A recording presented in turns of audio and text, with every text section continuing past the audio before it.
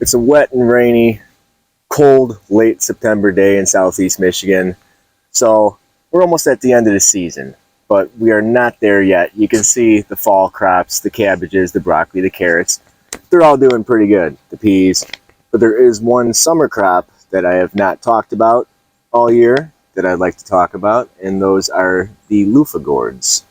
Check these guys out. I got a few big old loofahs hanging off of here. They did pretty good. These vines got pretty massive. That's about 30 foot of vinage going on. And this all started with 5 plants. It's amazing that these tiny little stems on these loofahs, and even going up the vine, just how thin they are, can support all this life. Up until this spring, I had never heard of Luffa gourds before. It's something my wife wanted to grow so she can make sponges out of them. I always thought they came from the sea.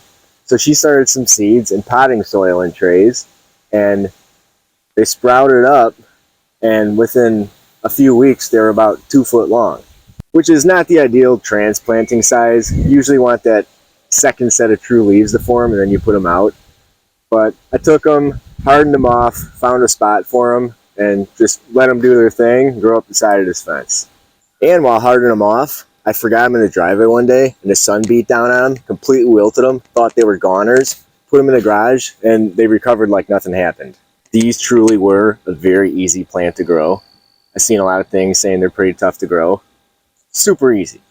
And they actually look pretty cool in the garden. So in the end, I kind of like them. As far as growing them, I made kind of a small mound here, about a foot off the ground, with just regular garden soil. I mixed a little bit of compost in it, but not too much. And I started out, when these things were first coming up, cutting off some of the sucker vines at the bottom, just to get this to start growing further out that way and not losing control. Kind of like this guy's coming out here. Early on, those were gone. These loofahs really need a lot of water, so I started using fresh grass clippings on here to mulch this, to keep some of the water retention in here. And I think that also helped feed some nitrogen into the soil to really help these vines kick off. Other than that, I really kind of just let them do their own thing. Loofahs really do need a long growing season to get as big as they need to get and dry out so you can use them for sponges. But I found other uses for them. Some of these smaller ones, I'll cut them off, and the chickens love them. So that saves me a lot of money on chicken food. And it's a healthy snack for them. And the chickens also enjoy these leaves, and there's no shortage of leaves when it comes to these loofahs. Here's another round I did over here, going over the garden gate, across the birdhouses. I did attempt to eat some of these smaller ones on here, but it's just not my thing. They kind of taste like a really bitter cucumber. Ideally, you want to let your loofahs ripen on the vine. That's where the long growing season comes in. You want them to start turning this crispy brown color that when you squeeze them, they kind of crackle. You can see here, I got a lot of these big green ones here that I'm going to have to try to let ripen inside, which isn't the best thing to do. But at this point, we're going to have to deal with it. But I do have one down here that is right. You tap it, sounds hollow, and then it's pretty crunchy. So let's take this one off and see what we got going on here. Not a very big one.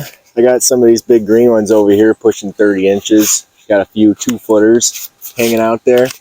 But this is pretty good right here. This one dried out real nice on the vine. So let's pop her open and see what we got going on inside.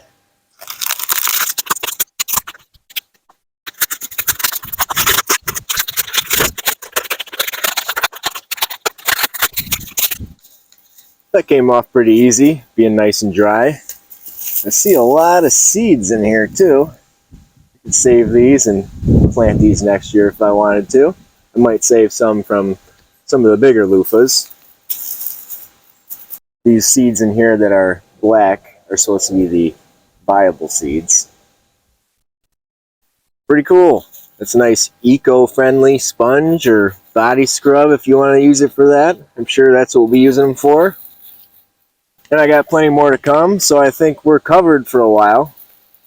You don't need to get fancy to grow loofah gourds. A lot of people use those big cattle panel arch walkways with all the loofahs hanging down. Looks pretty cool. If you got room for that, go for it. If you don't, and you just have a leftover section of fence like I did, go ahead, throw a few loofahs in there and see what happens. Try eating them. Maybe you'll like them. Feed them to the chickens. But it's always good to have something growing if you got the space to do it. That's all I got to say about loofah gourds. As always, thanks for watching.